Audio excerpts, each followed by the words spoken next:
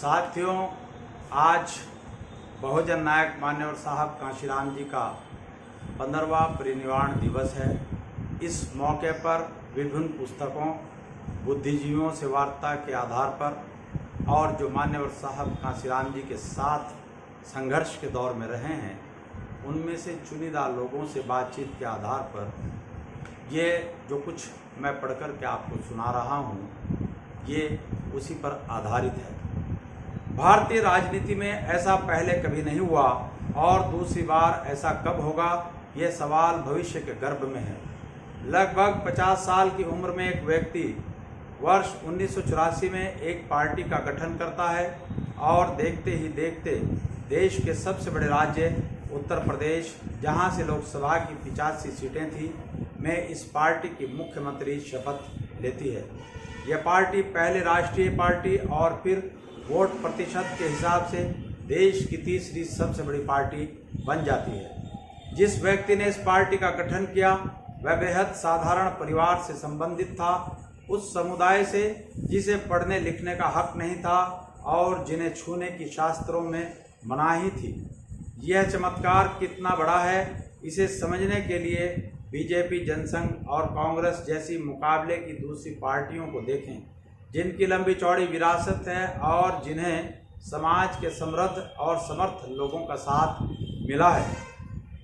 सरकारी कर्मचारी पद से इस्तीफा दे चुके इस व्यक्ति के पास संसाधन के नाम पर कुछ भी नहीं था, ना कोई कॉरपोरेट समर्थन, ना कोई ताकत और ना मीडिया और ना ही कोई मजबूत विरासत। सिर्फ विचारों की ताकत, संगठन क्षमता और विचारों को वास्तविकता में बदलने की जिद के दम पर इस व्यक्ति ने 2 दशक से भी ज़्यादा समय तक भारतीय राजनीति को कई बार निर्णायक रूप से प्रभावित किया।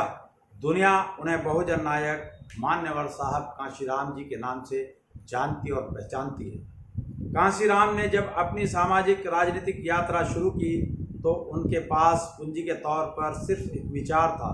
यह विचार भारत को सही मायने में सामाजिक लोकतंत्र बनाने का विचार था, जिसमें अधिकतम लोगों की राजकाज में अधिकतम भागीदारी का सपना सम्मिलित था।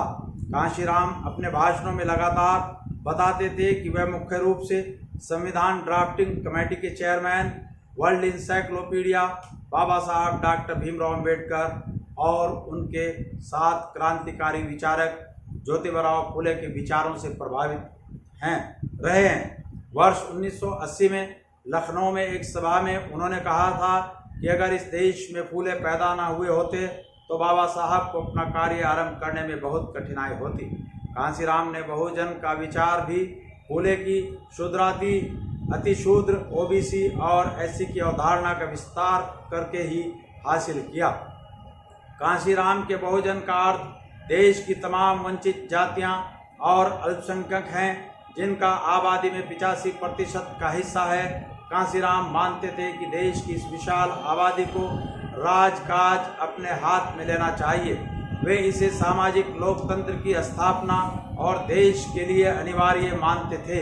इसके लिए वे सामाजिक विचारों के आर्थिक सबलीकरण के प्रबल पक्षधर रहे। इस विचार को मूर्त रूप देने के लिए कांशीराम ने अपना ध्यान सबसे पहले इन जातियों के सरकारी कर्मचारियों पर केंद्रित किया। वे मानते थे कि ये लोग राजनीतिक गतिविधियों में बेशक हिस्सा नहीं ले सकते, लेकिन बुद्धिजीवी होने के कारण समाज को बौद्धिक नेतृत्व और आर्थिक संबल देने में यह तबका सक्षम है। आज़ादी के बाद से आरक्षण लागू होने के कारण उस समय तक मोटे अनुमान के मुताबिक इन जातियों के 20 लाख से ज़्यादा सरकारी कर्मचारी थे। कांशीराम ने वर्ष 1978 में सरकारी कर्मचारियों का संगठन बामसेफ यानी backward SC, ST, OBC and minorities communities employed federation का गठन किया और देखते ही देखते लाखों लोग इससे जुड़ गए। कांशीराम ने कर्मचारियों को पे बैक टू सोसाइटी की अवधारणा से अवगत कराया। इसकी वजह से उन्हें हजारों समर्पित कार्यकर्ता मिले और संगठन चलाने के लिए धन भी।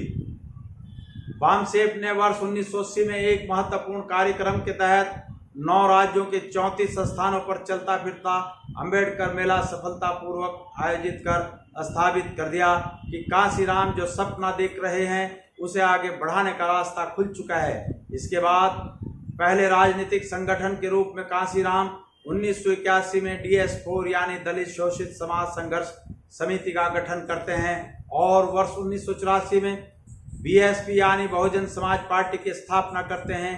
कांशीराम के सबसे महत्वपूर्ण राजनीतिक अभियानों में उनकी 3000 किलोमीटर की साइकिल यात्रा उल्लेखनीय है, जिस दौरान वे हजारों लोगों से सीधे मिले और लाखों लोगों तक अपनी बात पहुंचाई। इसके बाद कांशीराम के 2004 के में सेहत खराब होने तब BSP जो राजनीतिक सफर तय करती रही, वह समकालीन इतिहास का महत्वपूर्ण अध्याय है। बाबा साहब की तरह कांशीराम भी बौद्ध धर्म स्वीकार करना चाहते थे। इसके लिए उन्होंने 2006 में अक्टूबर महीने की तारीख भी तय कर ली थी, लेकिन इससे पहले उनका स्वास्थ्य लगातार बिगड़ता चला गया। 9 अक्टूबर 2006 को उनका निधन हो गया। उनका शवदाह बौद्ध विधि से दिल्ली में हुआ।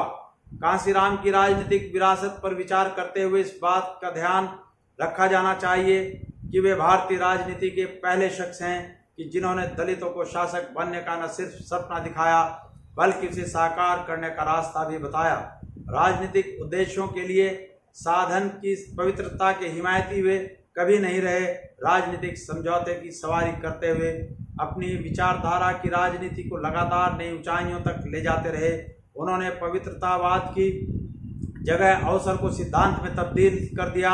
BSP की सफलता का अंदाजा इसी बात से लगाया जा सकता है कि एक समय में देश का हर 16वां वोटर इस पार्टी के हाथी निशान पर बटन दबा रहा था।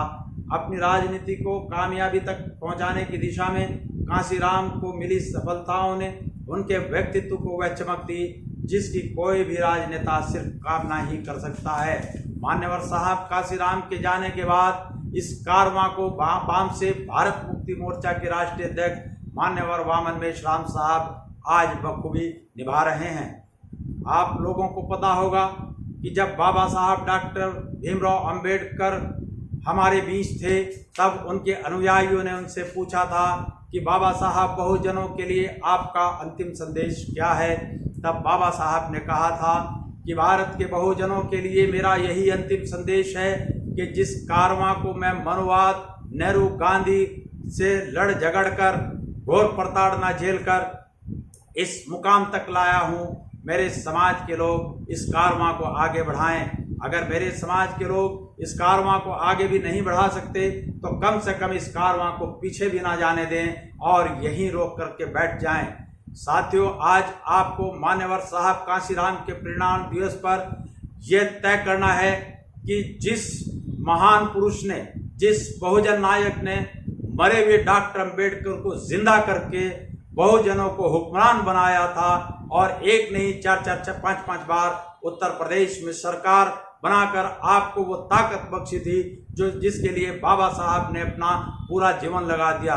क्या उनके अनुयायी आज उस कारवां को, उनके उस मिशन और विजन को आगे बढ़ाने का काम कर रहे हैं या नहीं कर रहे हैं, यह आपको देखना है और तय करना है। लेकिन जो देखने में आ रहा है उसमें ऐसा लगता है कि वाम से भारत मुक्ति मोर्चा के राष्ट्रीय अध्यक्ष मान्यवर साहब कांशीराम इस कारवां को बखूबी लगा रहे हैं। वो भारत के बहुजनों को 6743 जातियों के टुकड़े में बटे बहुजनों को संगठित करके उनके अंदर इत्तेहाद पैदा करके उन्हें फिर से भारत का हुक्मरान बनाते हुए कांशीराम जी के सपनों को पूरा करने की दिशा में लगातार काम कर रहे हैं। साथियों, आपने मुझे एडवोकेट इंतखाब आज़ाद को ध्यानपूर्वक सुना, उसके लिए आपका बहुत बहुत शुक्रिया। जय भीम, जय मूल निवासी, जय संविधान, खुदा हाफिज।